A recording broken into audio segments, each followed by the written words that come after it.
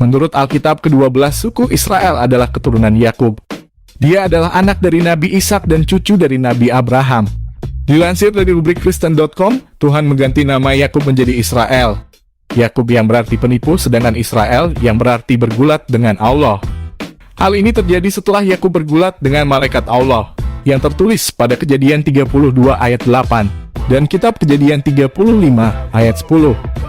Yakub memperanakan 12 anak laki-laki dari 2 istrinya, Leah dan Rahel, serta dari 2 gundiknya bernama Bilha dan Silpa. Selain itu, Yakub juga mempunyai 1 anak perempuan dari istrinya Leah. Ke-12 anak laki-laki Yakub ini bernama Ruben, Simon, Lewi, Yehuda, dan Naftali, Gad, Asher, Isakhar, Sebulon, Yusuf, dan Benyamin. Sedangkan anak perempuannya bernama Dina.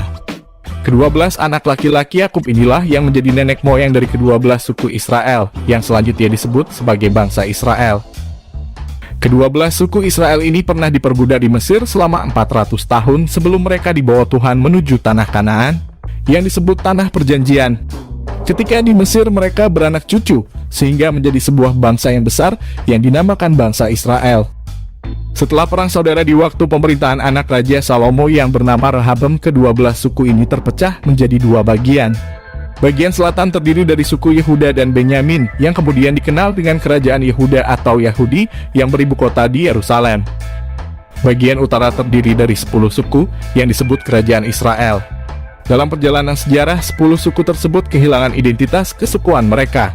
Kerajaan utara Israel tidak lama bertahan sebagai sebuah negara dan hilang dari sejarah. Konon ketika penaklukan bangsa Asiria, banyak orang-orang kerajaan utara Israel yang ditawan dan dibawa menjadi budak ke sebelah selatan Laut Hitam. Sebagian lagi lari meninggalkan tempat asalnya untuk menghindari perbudakan. Sementara kerajaan Yehuda tetap eksis hingga kedatangan bangsa Romawi.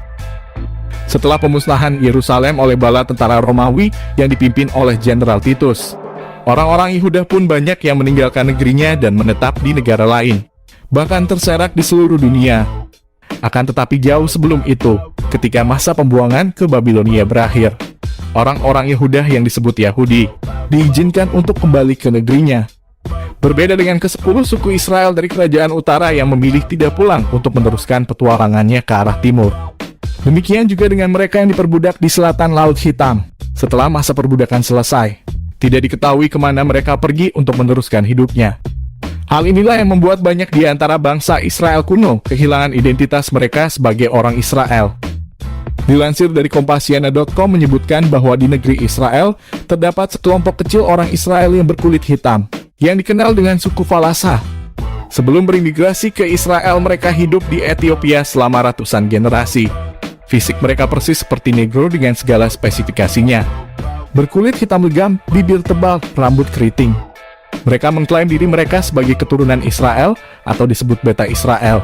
Dan dengan bukti-bukti yang dimiliki, mereka mampu memenuhi seluruh kriteria yang dituntut oleh pemerintah Israel, yang merupakan syarat mutlak supaya diakui sebagai Israel perantau. Setelah memperoleh pengakuan sebagai keturunan Israel, sebagian dari mereka kembali ke Tanah Perjanjian sekitar 25 tahun lalu, dengan transportasi yang disediakan oleh pemerintah Israel. Itulah sebabnya mengapa ada Israel hitam. Mereka seperti orang Negro karena berintermarige dengan perempuan-perempuan lokal sejak kakek moyang mereka pergi ke Ethiopia. Perlu kita ketahui bahwa Ethiopia merupakan salah satu negara berpenduduk mayoritas Kristen yang paling tua di dunia. Profesor Van Berben, dan diperkuat oleh Profesor Iromi, seorang guru besar di Universitas Indonesia, menjelaskan bahwa tradisi etnik Batak Toba sangat mirip dengan tradisi bangsa Israel kuno. Pendapat itu didasarkan atas alasan yang kuat. Setelah membandingkan tradisi orang Batak Toba dengan catatan-catatan tradisi Israel dalam Alkitab, yang terdapat pada sebahagian besar kitab Perjanjian Lama, dan juga dengan catatan-catatan sejarah budaya lainnya dari luar Alkitab. Bahkan beberapa peneliti dari etnis Batak Toba juga yakin bahwa suku Batak adalah keturunan Israel yang sudah lama terpisah dari induk bangsanya. Tapi karena intermarige dengan penduduk lokal di tempat mana mereka bermukim, membuat orang Batak secara fisik menjadi seperti orang Melayu. Seorang Batak Toba yang sudah lebih dari 20 tahun tinggal di Israel dan menjadi warga negara Israel, pernah berusaha mengumpulkan data-data untuk pembuktiannya. Setelah merasa sudah cukup, dia mengajukannya ke pemerintah Israel yang waktu itu masih dipimpin oleh PM Yitzhak Rabin. Ternyata data tersebut belum bisa memenuhi seluruh kriteria yang diminta pemerintahan Israel. Pemerintah Israel kemudian meminta agar kekurangannya dicari hingga dapat mencapai 100%, supaya pengakuan atas etnis Batak sebagai orang Israel di perantauan dapat diberikan. Konon kekurangan itu terutama terletak pada silsilah yang banyak missing-nya. Padahal untuk menelusuri silsilah itu agar sempurna sama sulitnya dengan menyelam ke perut bumi. Lantas, apa saja kesamaan tradisi antara Batak Toba dengan Israel kuno? Sebelum kita lanjut, jangan lupa like, share, dan subscribe-nya, agar kami tetap semangat dalam memberikan informasi-informasi menarik lainnya tentang seputar dunia Batak. Memiliki tarombul dan silsilah marga. Semua orang Batak, terutama laki-laki, dituntut harus mengetahui garis silsilahnya. Bangsa Israel kuno juga memandang silsilah sebagai sesuatu yang sangat penting. Alkitab sejak Perjanjian Lama hingga Perjanjian Baru sangat banyak memuat silsilah, terutama silsilah dari mereka yang menjadi figur penting, termasuk silsilah Yesus Kristus yang ditelusuri dari pihak bapak angkatnya Yusuf yang merupakan keturunan Daud. Perkawinan yang berpariban. Namar pariban dalam tradisi suku Batak Toba adalah perkawinan antara seorang laki-laki dengan anak perempuan saudara laki-laki ibunya, atau dalam istilah antropologi disebut perkawinan antara sepupu silang.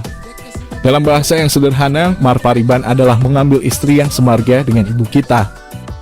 Jika dibandingkan dengan Alkitab, pada kitab Kejadian Yakub menikah dengan paribannya. Lea dan Rahel adalah anak perempuan Laban. Laban adalah tulang atau saudara laki-laki ibu Yakub.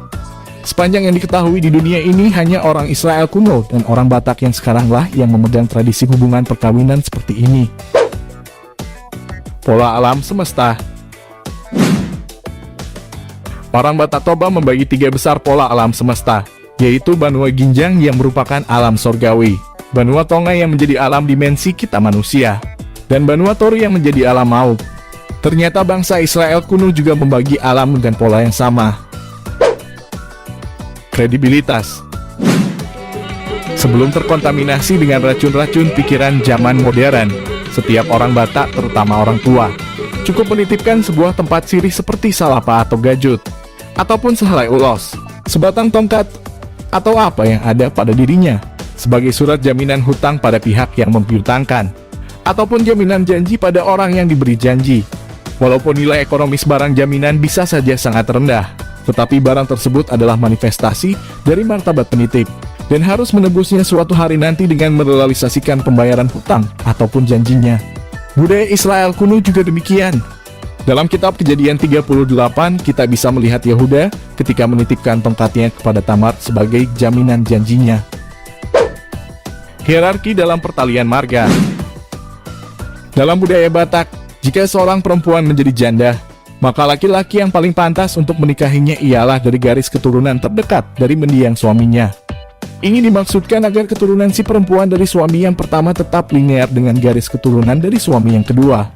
Jika tidak ada adik laki-laki kandung, sebaiknya menikah dengan saudara sepupu pertama dari mendiang yang dalam garis silsilah tergolong adik.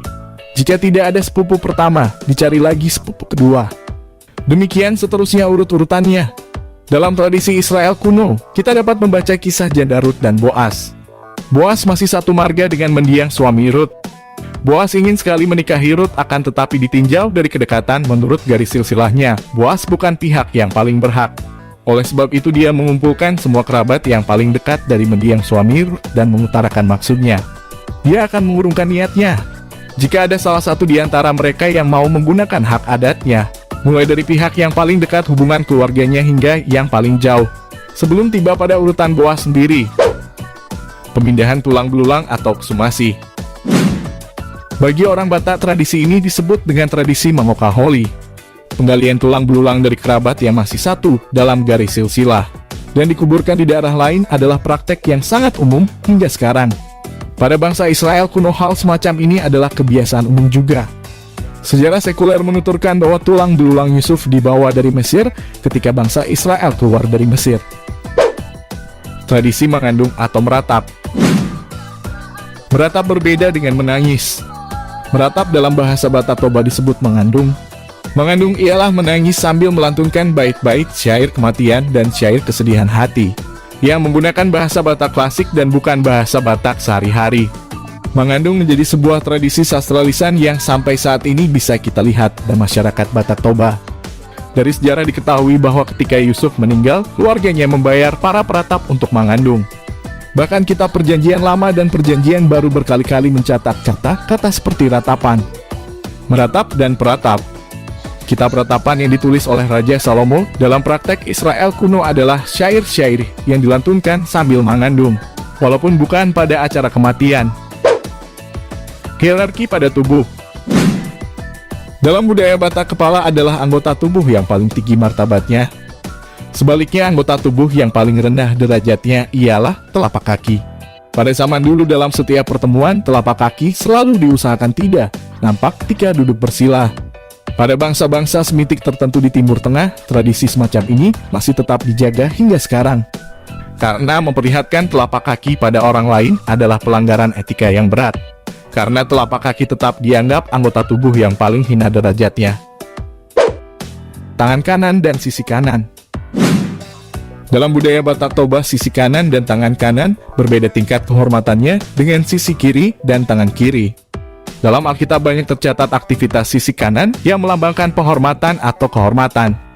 Dalam hal ini bisa kita lihat ketika Yusuf, sang Perdana Menteri Mesir, memprotes ayahnya Yakub yang menyilangkan tangannya ketika memberkati Manasya dan Efraim. Bahkan Rasul Paulus dalam salah satu suratnya menjelaskan hierarki anggota tubuh ini. Anak sulung. Dalam hierarki keluarga, posisi tertinggi di antara seluruh keturunan bapak dan ibu ialah anak sulung. Anak sulung selalu dikedepankan dalam memecahkan berbagai masalah, juga sebagai panutan bagi semua adik-adiknya. Jika ayahnya sudah meninggal, maka anak sulunglah yang akan mengganti posisi sang ayah dalam hal tanggung jawab terhadap seluruh anggota keluarganya.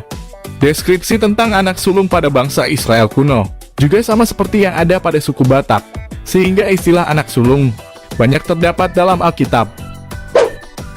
Gender. Dalam hal gender, hingga sekarang posisi perempuan dalam hubungannya dengan pencatatan silsilah selama ini tidak disertakan. Karena perempuan dianggap milik orang lain, menjadi paniaran marga yang berbeda. Hal yang sama terjadi juga pada bangsa Israel kuno. Bangsa ini tidak memasukkan anak perempuan dalam silsilah keluarganya. Ada banyak silsilah dalam Alkitab, akan tetapi nama perempuan tidak terdapat di dalamnya. Kecuali jika muncul sebagai yang sangat penting seperti Ruth dan Maria ibu Yesus sang Mesias. Kalaupun nama Dina disebut juga dalam Alkitab, itu bukan karena posisinya yang penting, tetapi hanya sebagai pelengkap nama-nama keturunan Yakub yang kemudian menurunkan seluruh bangsa Israel. Dalam tradisi Israel, anak laki-lakilah yang terhitung sebagai bangsa, bukan perempuan.